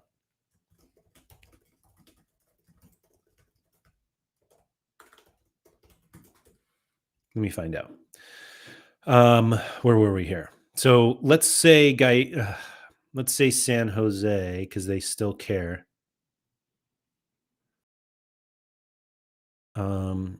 Orlando have just been so bad. Theoretically, they can move up. Evan Loro is playing again for Cincinnati. It's been about 3 matches since they said Celentano was going to return. Yeah, I don't know what's going on with Celentano.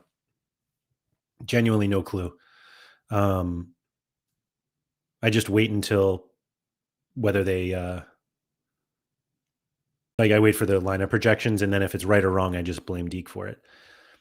Ade said, I hit my 5th streak in MLS in game week 15, a couple of weeks too late for the Masters, but still felt good. That's awesome, man. Congrats. That's a huge accomplishment, genuinely. Like, I think hitting the 5th streak in MLS is super, super hard, which is what makes QTN's run like literally insane. I can't remember if he got 20. I can't remember if there will be 20, if he hit 20 or not. So a message I just got from Sorare is, as long as there are at least 10 teams covered in the game week, which the playoffs should for the early part, then yes, streaks will continue. And I assume that means there will also be in-season competitions, because that's where the streaks are. But from the quarterfinals on, there will be fewer than 10 teams, excuse me. And so then the MLS in season and streaks will not be eligible. So yes, they will continue in the playoffs. Yeah, they'll continue. It sounds like there could be some MLS missions during the deeper part of the playoffs, so stay tuned for that. I don't know if MLS is the hardest, but it is hard. It is really hard, for sure. Anyway, Jack Elliott, look at these scores. 91, 32, 93 with an own goal, no less. Let's see. Cincinnati against Montreal, Engel, Miles Robinson. This is where I would just love to play Celentano. And then we have Miranchuk at home. Atlanta, are they dead last? Yeah, this is literally the 2 worst teams in the league, Atlanta against DC. Maxi Morales at home against Seattle. What a terrible, late season trip from Seattle to New York. Oof, that's tough. RSL at St. Louis makes me kind of want to play Diogo Gonçalves, who's been quite bad. But wait, where's oh, there's Espinoza. Boy, what happened to him?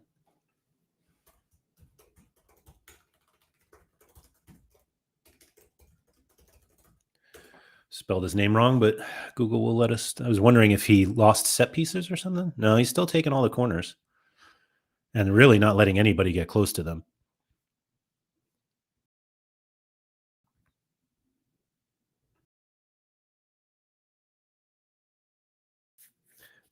So if I have an L15 of 51, I get a 6% boost.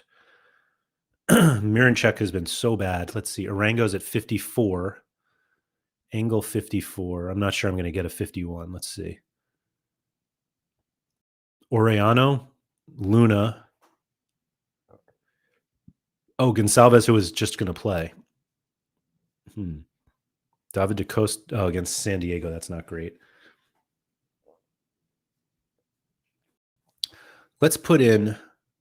Actually, I don't know if he's taking set pieces either. It's probably not Diego Luna. Maybe it is. Luna, just taking a handful. Oh, is it?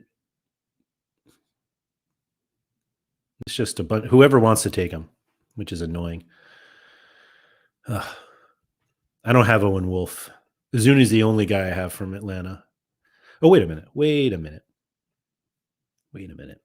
can play classic card. Messi. Obviously, I play Messi if I can. I don't think that they can.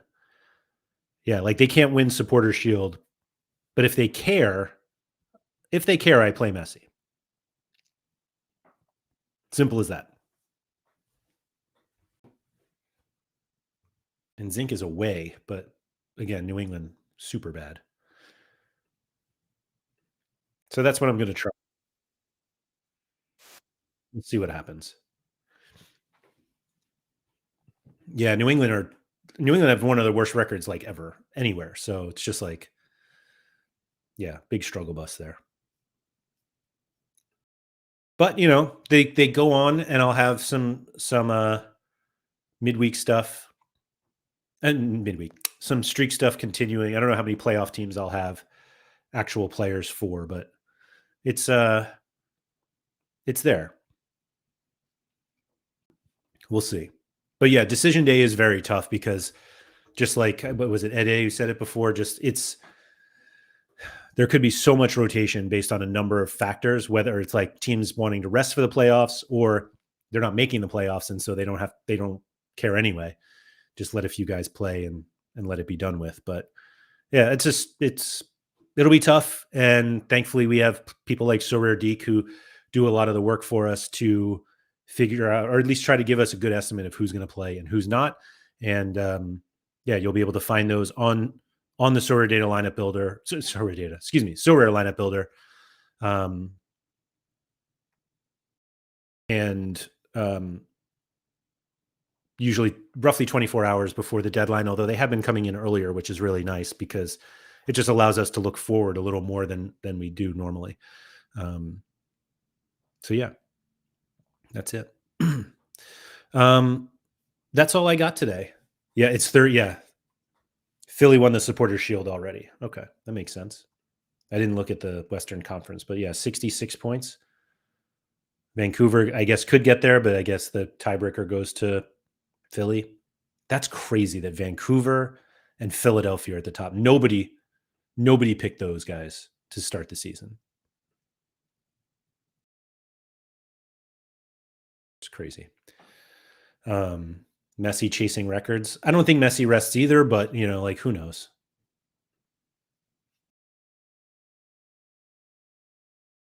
Now you're making me want to do another lineup just to see what it looks like because I haven't rare Messi.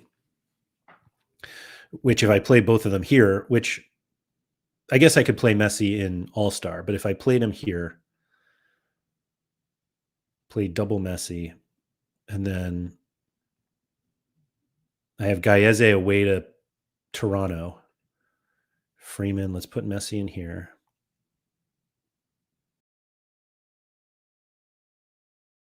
Alba and Busquets definitely won't rest. Probably not because it's their last games. Yeah. And then now we're back to these terrible guys. Almiron at home against DC. He missed this one because of internationals, right? Oh wait, Rossi's an interesting one too. Looks like if I wanted to not play Messi in one of the All-Star lineups. Like I could play Messi here.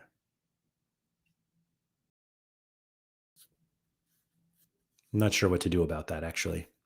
Now you guys have me thinking. Thankfully, it's only Monday. I got plenty of time to stew this over. Mihalovic has been good for Toronto, but hopefully Gaiese keeps a clean sheet. Yeah, I am actually. I had no idea that.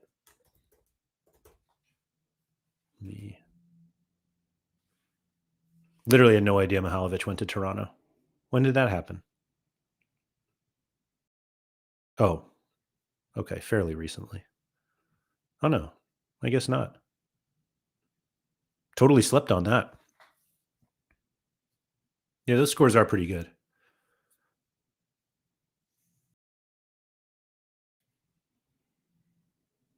Hmm. Yeah, had no idea. That's weird. I would say embarrassing, but again, I don't follow the league that much at all. Did we look at MLS? I don't think we did. There's Vancouver, top favorite.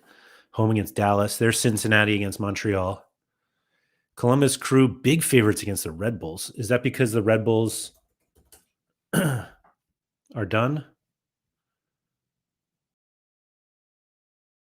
Like the Red Bulls can't make the playoffs, but like Columbus can. So maybe the expectation is that the Red Bulls rotate significantly. Or maybe there's not any good, and that's why they're not in the playoffs. Could be possible there. Orlando away to Toronto. Atlanta United at home against DC as a 52% favorite, which they've been so bad. I don't know what's more surprising, how bad Atlanta has been or how good Vancouver and Philadelphia have been.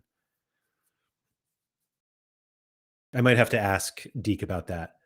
Red Bulls missed playoff for the first time in 15 years. My gosh. That's nuts. That's nuts. LAFC favored away to Colorado. San Jose, that's one we need. Home against Austin. New York City FC, home against Seattle. Chicago favored away to New England. Nashville favored at home against Miami, but like surely that's just like a messy, we don't know what's going on with Messi, right? St. Louis favored against RSL at home. Charlotte home against Philly, who again don't need to do anything. San Diego favored away to Portland. Minnesota United favored away to LA Galaxy, and Sporting Kansas City and Houston dead pickup. By the way, Hugo Picard just got in-season cards for anyone who cares.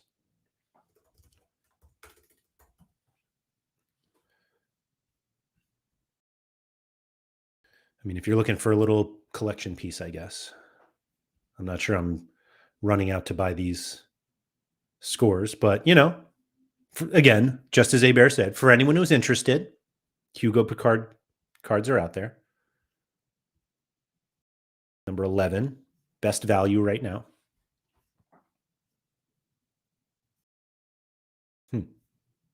Why not? Did we get all of these?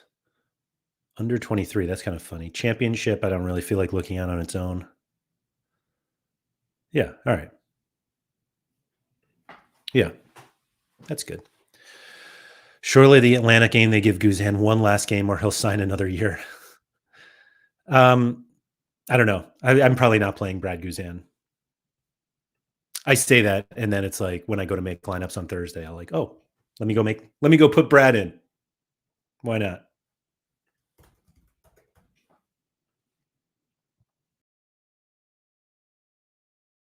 I mean, they can't have him leave Sorare with his last score as a 1, right? Surely they won't do him dirty like that. But we'll see. We'll see. That's all I got today. So thank you to everybody for coming.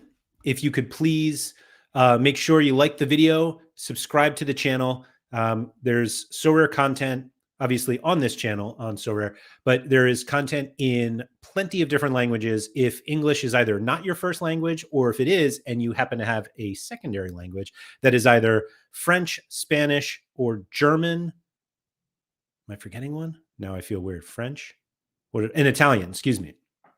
We have shows in those languages throughout the week. So I can't remember if Sorare tweeted out the schedule, but if you speak one of those languages or multiple of those languages, there is going to be Sorare content for you available there. So be sure to look out for those. They're all done by regular Sorare content creators like myself. So you can go out, support them as you do any other content creators. If you're looking for more content from me, you can find it at on YouTube mostly. You can just search up Sorare with Laird. That's the name of the channel. I do all different types of Sorare content, similar to what we did here, some scouting, some challenges that I do, like a rookie card challenge that I'm in the middle of. There's a new video for that coming out this week. And if you would like to support my content any further, I have a Patreon, which you can join. It's as little as $5 a month. And just go to patreon.com/Andrew M. Laird, or just search up the Laird Social Club on Patreon. We have a Discord exclusive for members of that. That is a lot of fun, and it's just a lot of people talking about Sorare and life and things that we do in other games because of Sorare, and how much like Sorare is just intertwined with a lot of what we do. And so it's a lot of fun. Check that out. But anyway, thank you to everybody for coming. I'll be back next week on the Spotlight, and I'll be back tomorrow with Sorare with Laird. So thank you very much, and don't forget to go outside.